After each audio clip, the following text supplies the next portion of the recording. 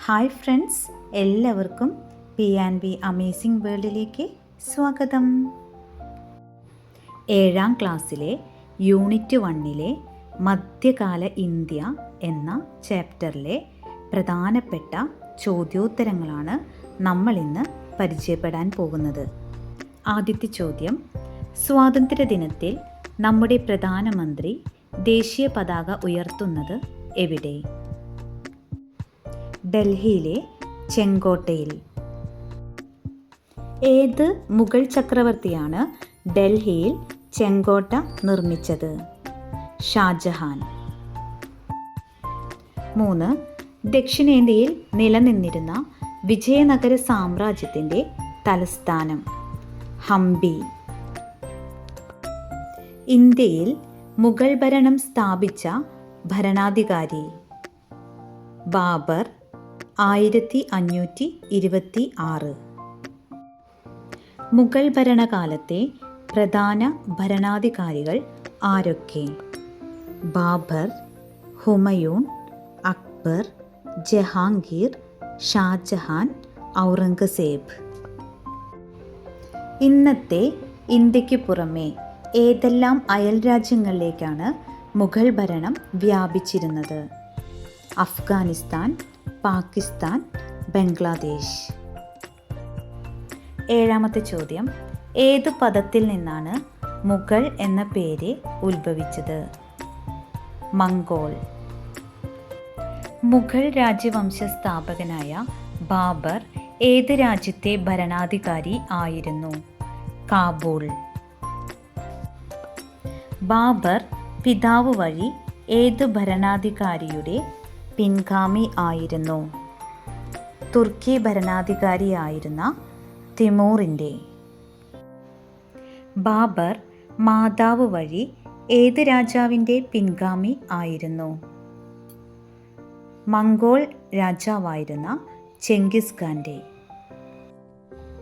16ാം നൂറ്റാണ്ടിൽ ഏത് വിദേശീയരാണ് ഈ രാജ്യവംശത്തെ മുഗൾ എന്ന് വിളിച്ചു തുടങ്ങിയത്? യൂറോപ്യർ. ലോധി വംശത്തിലെ അവസാനത്തെ ഭരണാധികാരി? ഇബ്രാഹിം ലോധി. ഇന്ത്യയിൽ മുഗൾ ഭരണം സ്ഥാപിക്കാൻ ഇടയായ യുദ്ധം? 1-ാം പാനിപ്പത്ത് യുദ്ധം. 14ാമത്തെ ചോദ്യം: 1-ാം പാനിപ്പത്ത് യുദ്ധം നടന്ന വർഷം? 1526. പാനിപ്പത്ത് സ്ഥിതി ചെയ്യുന്ന സംസ്ഥാനം? ഹരിയാന. 16.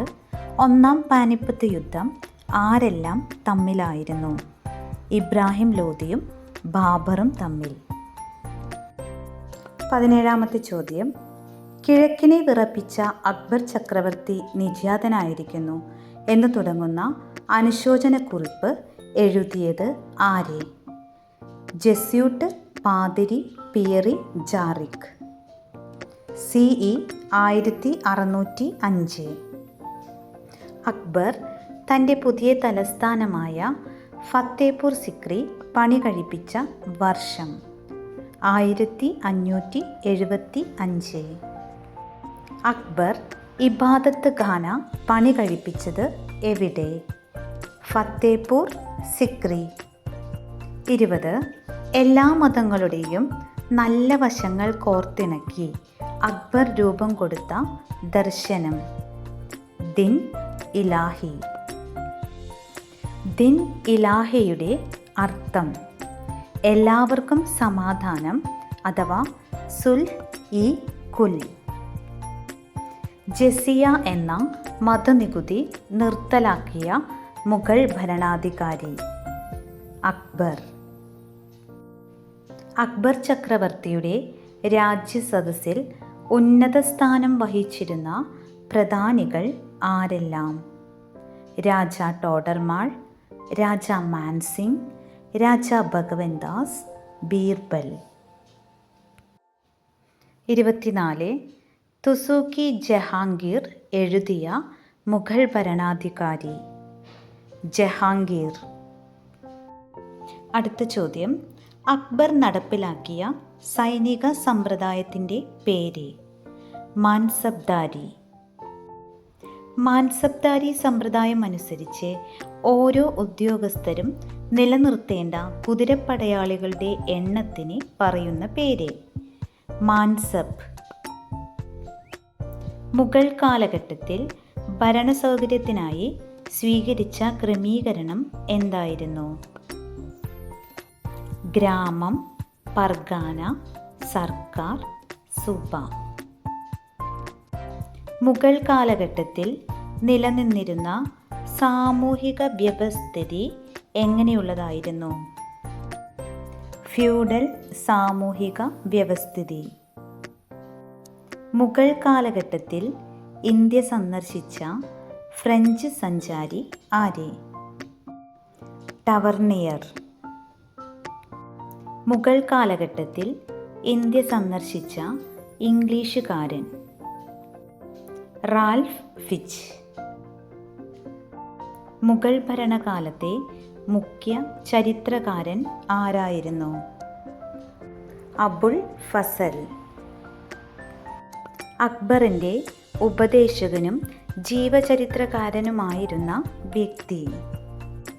അബുൾ ഫസൽ. അബുൾ ഫസലിൻ്റെ പ്രധാനപ്പെട്ട ഗ്രന്ഥങ്ങൾ ഏതെല്ലാം?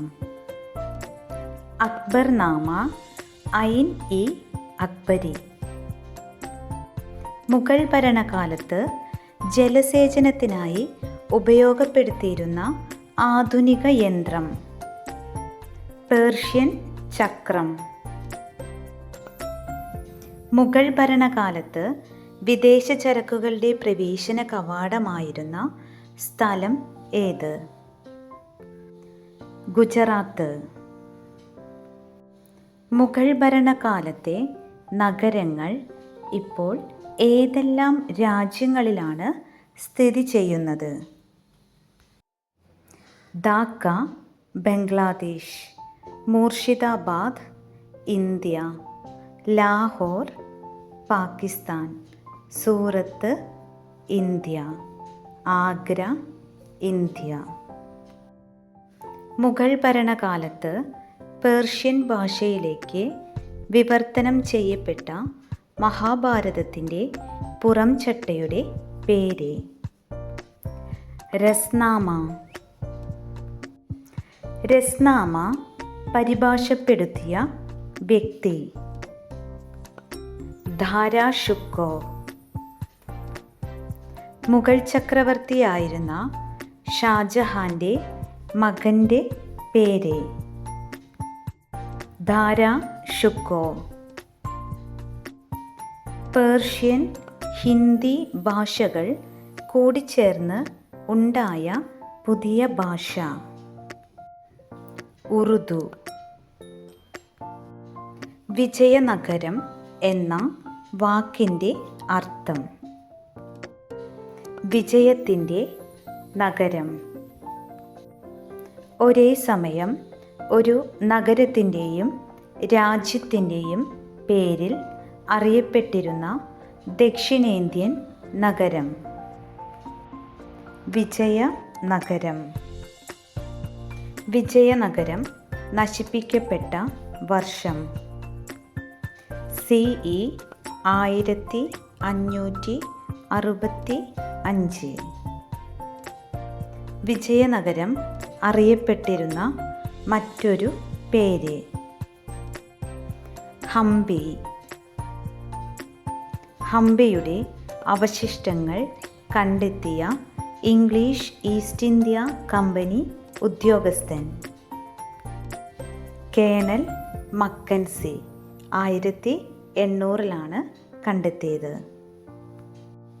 വിജയനഗരത്തിൽ ഉൾപ്പെട്ട ഇന്നത്തെ ഇന്ത്യൻ സംസ്ഥാനങ്ങൾ? കർണാടക, തമിഴ്നാട്, ആന്ധ്രാപ്രദേശ്, തെലങ്കാന. പ്രധാനപ്പെട്ട വിജയനഗര രാജാക്കന്മാർ ആരെല്ലാം? സംഗമ രാജവംശം, ഹരിഹരൻ, ബുക്കർ. സാലുവ വംശം, നരസിംഹ സാലുവ. തുളുവ വംശം വീരനരസിംഹൻ കൃഷ്ണദേവരായർ. അരവിടു വംശം തിരുമല വെങ്കിട 1. വിജയനഗരം സ്ഥാപിച്ചത് ആരെ? ഹരിഹരൻ ബുക്കർ. 49. വിജയനഗരത്തിലെ ഏറ്റവും പ്രശസ്തനായ ഭരണാധികാരി ആരായിരുന്നു?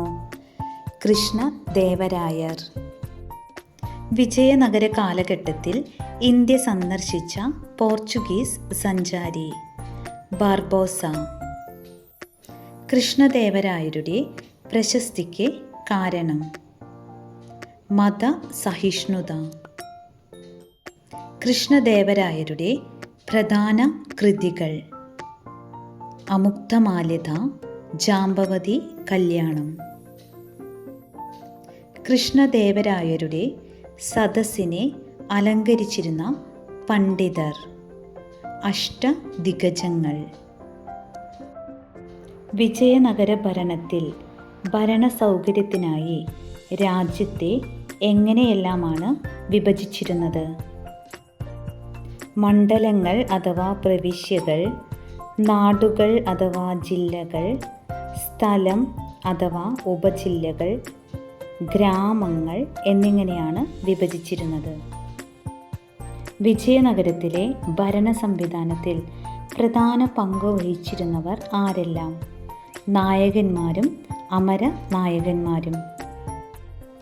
വിജയനഗര ഭരണ സംവിധാനത്തിൽ സൈനിക മേധാവികൾ അറിയപ്പെട്ടിരുന്ന പേര്? അമര നായകന്മാർ. വിജയനഗര ഭരണ സംവിധാനത്തിൽ രാജാക്കന്മാർ അമരനായകന്മാർക്ക് ഭൂപ്രദേശങ്ങൾ അനുവദിച്ചു നൽകിയിരുന്നു. ഈ ഭൂപ്രദേശങ്ങളെ പറയുന്ന പേര്? അമര.